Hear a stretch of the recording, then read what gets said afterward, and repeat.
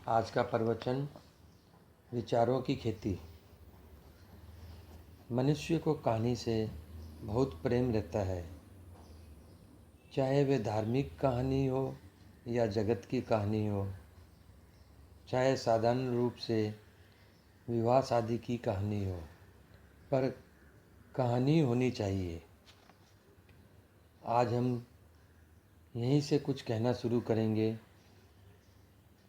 बात यह है कि एक बार महात्मा बुद्ध भिक्षा के लिए निकले और भिक्षाटन करते करते एक किसान के दरवाजे पर पहुँचे। उस दिन किसान के यहाँ बहुत बड़ा उत्सव था।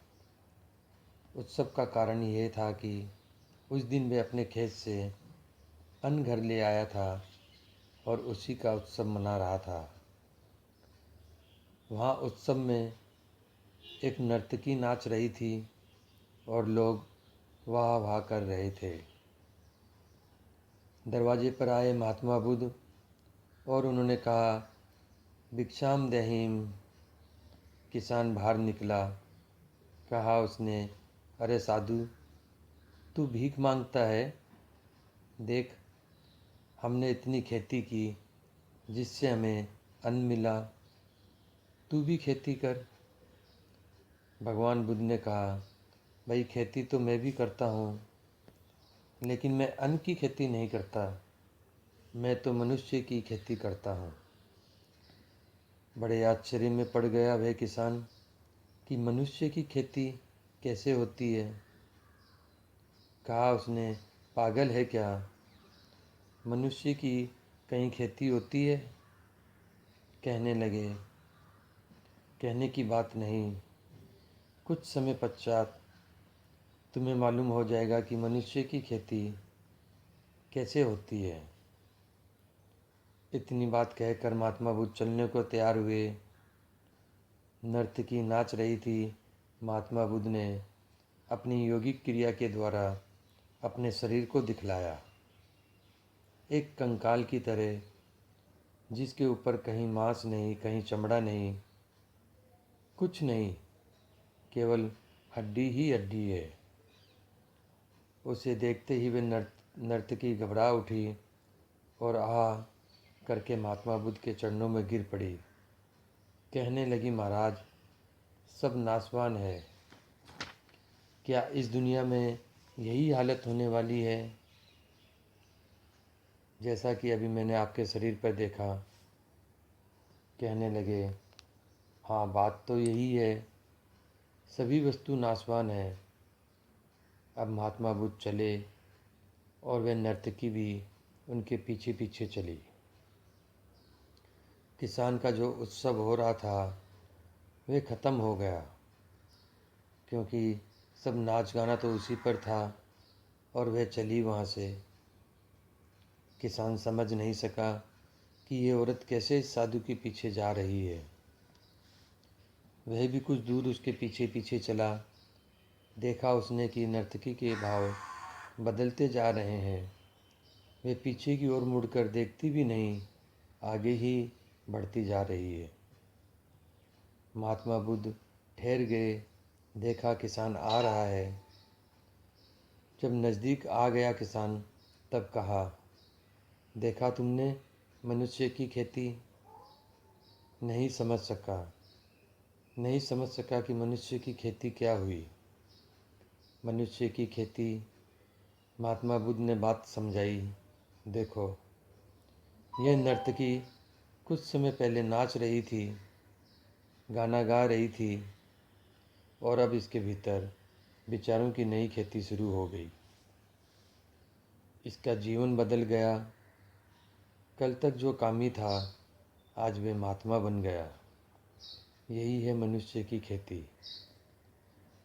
एक किसान बीज डालता है भूमि पर और देखता है, सोचता है कि कब वर्षा होगी और कब वह बीज ऊपर की ओर होगा। भगवान का भक्त, प्रभु का प्यारा, वह भी इसी तरह टकी टकी लगाकर देख रहा है कि कब वह शुभ अवसर आएगा, जबकि प्रभु के नाम के साथ साथ मेरी आँखों से आंसू गिरेंगे। ये जो प्रेम के आंसू हैं, यही बीज है भक्ति के।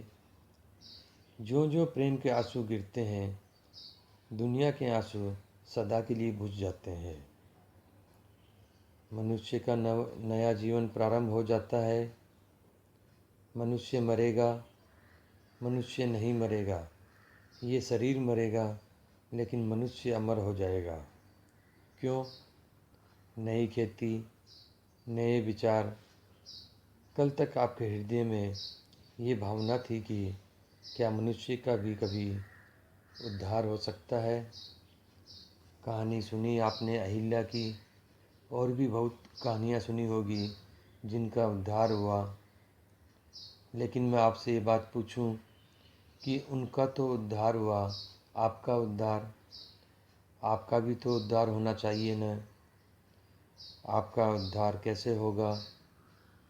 आपका उद्धार होगा उस दिन जिस दिन सद्गुरु की वाणी रूपी बीज आपके हृदय में आरोपित होगा। जिस दिन प्रभु के प्यारे की आवाज़ आपके हृदय में गूंज उठेगी, आप मस्त हो जाएंगे और तब आप दुनिया की ओर नहीं देखेंगे, बल्कि दुनिया आपकी ओर देखेगी। उस दिन आपका नया जीवन प्रारंभ होगा। मनुष्य जो नया जीवन कहता है, ये विचारों से ही मनुष्य का जीवन नया है। कल तक जो स्त्री के पीछे पागल था, वही तुलसीदास आज राम का भक्त हो गया। राम का भक्त क्या हो गया? राम में हो गया। राम में होकर कहता है, सिया राम में सब जग जानी, करो प्रणाम जोरी जुग पानी। मुझे अन्य कुछ भी दिखलाई नहीं देता, मुझे तो बस दिखलाई देता है मेरा प्रभु राम और माँ सीता। ये क्या है? वह तुलसीदास आज नया जीवन पाकर भगवान का भक्त हो गया। परिवार में रहते हुए भगवान के प्रति आपके हृदय में अनुराग हो जाए तो आपका भी नया जीवन, आपका भी उद्धार हो जाए। किंतु होगा कब? जिस दिन आपका हृदय झुक जाएगा और तब आपके हृदय में एक नई ज्योति पैदा होगी। क्या मतलब हुआ इसका? प्रभु की कृपा नहीं होती तो संत का दर्शन नहीं होता। मैं अपने आप को संत नहीं कहता, मैं तो उसको संत कहता हूँ जो शांत स्वरूप है, जो आनंद स्वरूप है, जिसके रोम रोम में आनंद की लहरें उठ रही है, जिसने संपूर्ण जगत के वैभव को ठुकराकर केवल प्रभु की प्राप्ति के लिए ही जीवन की अंतिम घड़ियों तक उपदेश नहीं, अपने दिल की बातें कहते हुए शांति ली, वह संत है। जब तक प्रभु की कृपा नहीं होती, तब तक न तो संत मिलता है, और यदि संत मिल भी गया और आपके हृदय में शांति नहीं आई, तो संत मिलने से भी क्या हो पाया? आपका जीवन बड़ा अमूल्य। बार बार मैं यदि आपसे कहूँ तो भी आप शायद माने या न माने, लेकिन मुझे मालूम है, मुझे ये मालूम है, जब एक महाकामी का जीवन बदल सकता है, एक डाकू वाल्मीकि ऋषि बन सकता है, तो फिर आपने ऐसा कौन सा अपराध किया है कि आपका जीवन नहीं बदल सकता? आपको लोग मिले हैं, अब तक ऐसे लोग मिले हैं जो ये कहते हैं, अरे इस गृहस्थी के झंझट में फंसे हुए हो, ये तो नर्क है। नर्क, और ऐसे ही लोगों को आपने महात्मा समझ रखा है। जो महात्मा होगा उसकी पहली पहचान ये है कि वह आपके हृदय में प्रभु के प्रति प्रेम पैदा करेगा, न कि ये कहेगा कि आप में यह कमी है, आप में अमुक कमी है। जब लोग पाप पुण्य की कथा कहते हैं तो मैं उनसे कहा करता हूँ कि देखो भाई, हम भले हैं कि हम बुरे हैं, हम पापी हैं कि हम क्या हैं, छोड़ दो इस बात को। तुम्हारे पास और क्या बात है कहने को, वह कहो। यदि तुम ये कहते हो कि तुम में ये कमी है, तो हम तो जानते ही हैं कि हमारे में यह कमी है। विशेषता बतलाओ ना, इस कमी में कैसे विशेषता आ सकती है, यह बतलाओ ना। तो वह कहेगा कि आप राम भजो। पहले तुम राम भज के दिखलाओ हमको। राम भजने से मनुष्य का जीवन कैसे बदल सकता है, ये तुम हमें करके दिखाओ। समझा करके बताओ, तब जाने तुम्हें। मैं आपसे एक बात कहूँ, राम भजने की ही बात कहता हूँ, कथा खाने की ही बात है। आज तो मैंने प्रारंभ में ही कह दिया कि कथा कहानी से ही प्रारंभ करता हूँ। कहते हैं रत्नाकर डाकू ने राम भजा। राम कैसे भजा? मरा मरा कह कर के भजा, उल्टा भजा, और उल्टा भजकर ही उसे सीधा रास्ता मिला।